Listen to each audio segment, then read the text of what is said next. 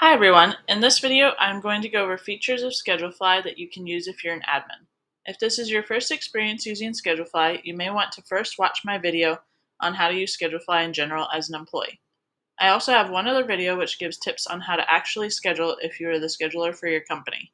I will link both of those videos in the description below.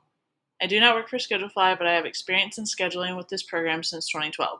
So feel free to comment any questions and I'll do my best to answer. Alright, let's get started. To become an admin, another admin will need to check the box and select which employee schedules you are allowed to create and edit. So they would go to the Employee tab, Edit, and then they would check the box for Admin User, and then they can click which schedules you're allowed to edit. Once you're an admin, you can, like I said, create and edit schedules. You can also approve and decline shift trades and view reports. You can also deactivate employee accounts. In the Employee tab, you just hit Inactivate User, or you can go right here and unclick this box, and it turns them gray. If you want to see exactly who is active, you can click this box, and they disappear. We use this for when our college-age employees are not here in the spring and fall. It helps us to see who we can actually schedule because their name will appear in the scheduling section. If you need to delete an employee, only the top admin, usually the company owner, has that feature. It deletes all the employee's shifts in history, so if you need that for proof of anything, I would suggest only deactivating the account. The employee cannot access their account when it's deactivated, but you can still access all of their history for information. Okay, moving on to tabs. Once you become an admin, you'll notice your tabs are slightly different. Instead of pickup shifts, it will now say shift trades. Since you can approve and decline them, there's none that need approved or declined. You can also view historical shift trades, and it says which admin did it. There's also a jobs post tab, in case you want to post an open job. It gives you step by step. There's fly notes. Talk about that in a second. Let's go ahead and go to the reports tab. A lot of these are pretty self-explanatory. You can see if people are giving up a lot of shifts in general and who's picking up a lot. Maybe they want more hours. You could ask them. This is just how many shifts and which shifts everyone has been scheduled, sorted out for you. This is which admins have done what. And then the time off request report, that's actually pretty important, so I'm going to show you that.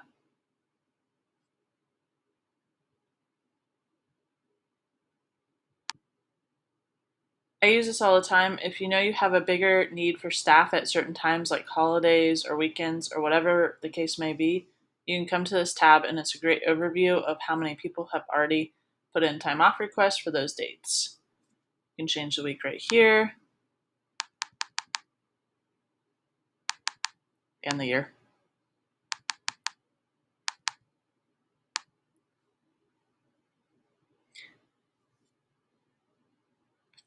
You can look at different staff categories. Maybe you have different locations. So if they have a P next to their time off request, it's permanent and it's going to show up for every Tuesday from now until eternity. And then if they don't, it's just a one-time request off. And then if you click that, you'll be able to see what it is. You can approve or decline, but you don't need to approve any of these. They're automatically approved and they're going to show up in your scheduling, so it would be a waste of time to do that. You can decline it.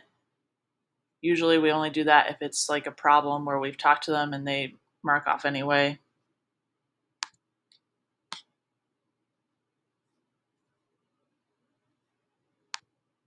Currently, Schedulefly lets employees click day off or evening off, so we have our employees list what time they can get to work if it's a day off or what time they need to leave if it's an evening off. Try and find one of those for you.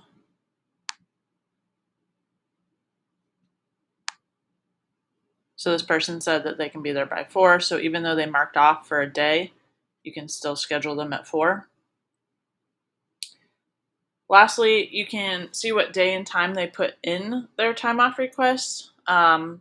This has come in handy because sometimes we'll post a schedule, an employee will say, but I put in a time off request. And then when we look back, we can actually see they did put one in, but it was after the schedule was already posted. So it's now the employee's responsibility to find a replacement for their shift. And it's also a good indicator of that employee's character since they didn't tell the truth. You can see that on each individual time off request. Okay. So back to reports. This is one employee login report. You can just occasionally look at it and see if there's anyone who never logs in. It might be a sign of a problem. On to other tabs. Your home tab is pretty much the same with a few exceptions. You can post messages on the message wall and broadcast them as email and or text. The less you do this, the more they'll pay attention. So my suggestion would be to only do this when it's really important. The message wall is not the same as your inbox. Your inbox acts more as an email just within Schedulefly. So we'll usually send inbox messages if it's longer than a few sentences, and then we'll send a wall message that simply says check your inbox. You can add links right here, so to your main website or tutorials, anything like that. And then in your scheduling tab, you obviously now have buttons to create and edit the schedule, which we'll go over in the scheduling video. Your time off tab, you can still edit and put in your own time off request for yourself, but you can now also view other people's.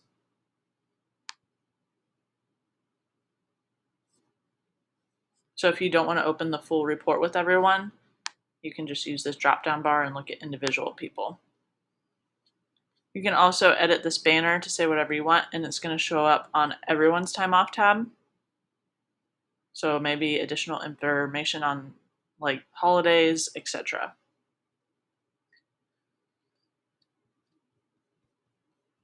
Now this is block to request. So if you click here, you can change date. Let's say you have a big event on April 27th and you know you're going to need a lot of your staff. You can click which staff you need available and decline their time off requests.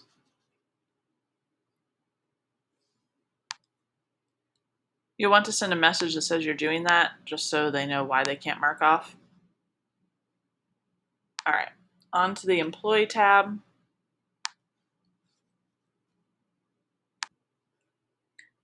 So you can now edit employee information. So their name, email, phone number, they can also do that. You can add a photo for them. They can add it themselves. You can make other people admins. This is also where we put our scheduling notes right here. So we'll ask them in the spring, summer, fall, how many hours, what range of hours do you want? And then whatever they answer, we'll put right here. And that'll show up when you're scheduling. And then any other notes, maybe they only want day shifts. Maybe they're leaving in the fall and say what date they're leaving. Employee notes does not show up in the scheduling. It's just a list of notes you have about them. Maybe it's employee reviews and whatnot, and you can view all staff notes right here. Employee notes are only visible to admins, and so is scheduling. You can put their wage in. All the admins will be able to see that, just if you need to know. You can choose which primary category, which helps with scheduling, since you'll only be able to see one category at a time unless you click all employees. This is nice if you have more than one location that you're scheduling for, or if you have designated catering employees or delivery employees, it separates it on the schedule. So it's helpful with seeing who's where.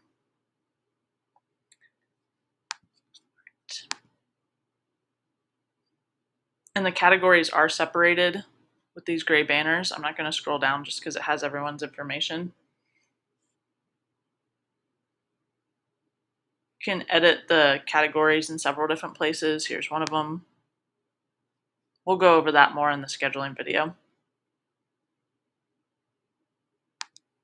You can email login information to employees who may have forgotten like their password. To add an employee, you would obviously hit add new employee and just fill out the information. Just make sure to click the email this person their Schedulefly username and password. If you need to export employee info, you can make an Excel sheet by clicking this button. This comes in handy if you have other programs that you use with your employees. For instance, we use SurveyMonkey to send out surveys like how many hours do you want and when will you be leaving for college, just so we have it in one place. But it's easier to copy and paste from Excel than to individually copy and paste all of their emails from Schedulefly. All right, on to the Documents tab. So this is where you can upload resources for your employees. You can also view who has downloaded it and when. There's also a photo section that everyone can view. Fly Notes